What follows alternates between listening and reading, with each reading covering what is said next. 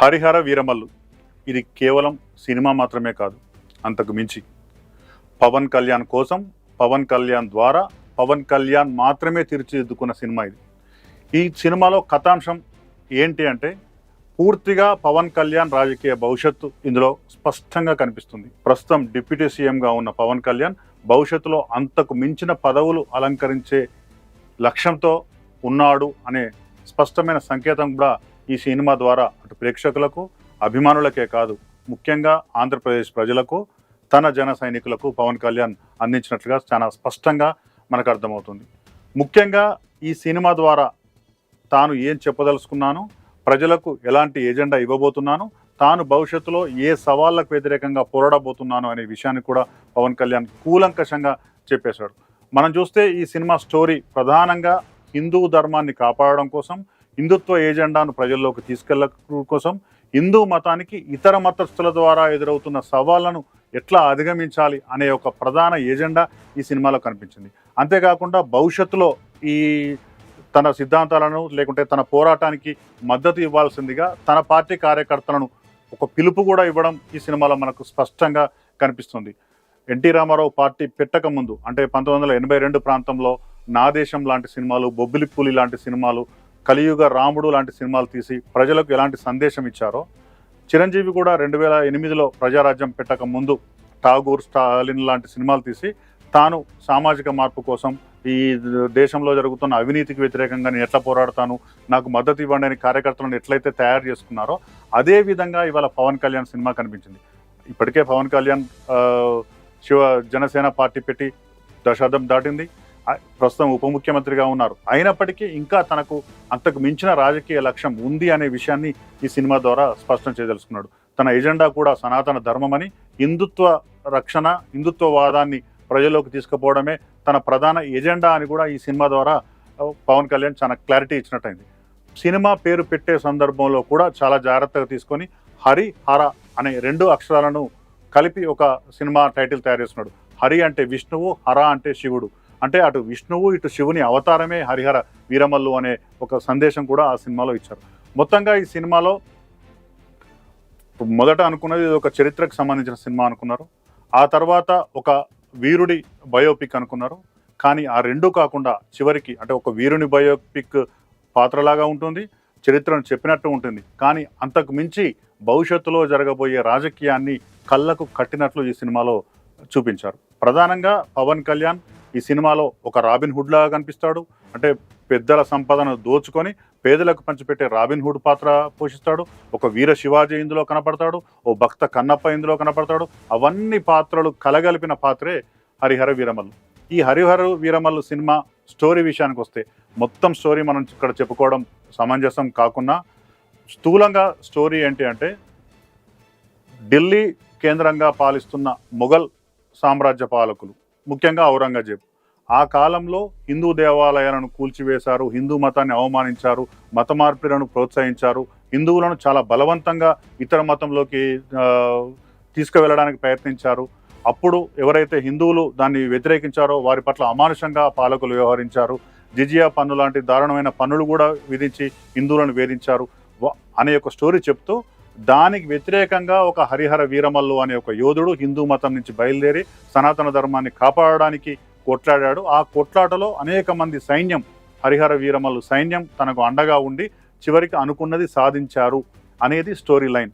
ఈ స్టోరీ లైన్లో ప్రధానంగా హిందుత్వను కాపాడుకోవడానికి, సనాతన ధర్మాన్ని కాపాడుకోవడానికి హరిహర వీరమల్లు అనే ఒక యోధుడు కృషి చేశాడు, కష్టపడ్డాడు.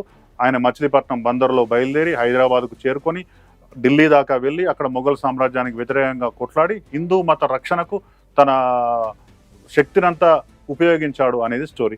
దాన్ని మనం పొలిటికల్గా మార్చుకుంటే ఇవాళ తాను కూడా హిందూ మత ఏజెండాను, హిందుత్వ ఏజెండాను ప్రధానంగా సనాతన ధర్మ రక్షణే తన ధ్యేయంగా ఉన్నట్టు చెప్తున్నాడు. అంతేకాకుండా ఈ సినిమాలో శ్రీకృష్ణదేవరాయల ప్రస్తావన ఉంటుంది, కుతుబ్ షాహీల ప్రస్తావన ఉంటుంది, కోహినూరి వజ్రంతో ముడిపడి సినిమా అంతా సాగుతుంది, ఢిల్లీ సుల్తాన్ల ప్రస్తావన ఉంటుంది, బ్రిటిష్ కాలంలో భారతదేశ పరిస్థితులు ఉంటాయి. మొత్తంగా ఇవన్నీ కలగలిపి ప్రజల కోసం ఒకరు బయలుదేరాలి, ఆ బయలుదేరే నాయకుడే నేను అంటే హరిహర వీరమల్లు, వాస్తవ పరిస్థితికి వస్తే పవన్ కళ్యాణ్ నేను బయలుదేరుతున్నాను, సైన్యం సిద్ధంగా ఉండండి అని ఒక పిలుపునిచ్చారు.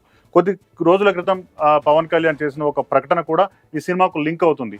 ఏమనంటే సెప్టెంబర్ నుండి జన సైనికులంతా సిద్ధంగా ఉండాలి, జనసేన పార్టీని మరింత బలోపేతం చేయబోతున్నాను, భవిష్యత్ రాజకీయాలకు అనుగుణంగా పార్టీని తీర్చిదిద్దబోతున్నాను అని ఒక ప్రకటన చేశారు.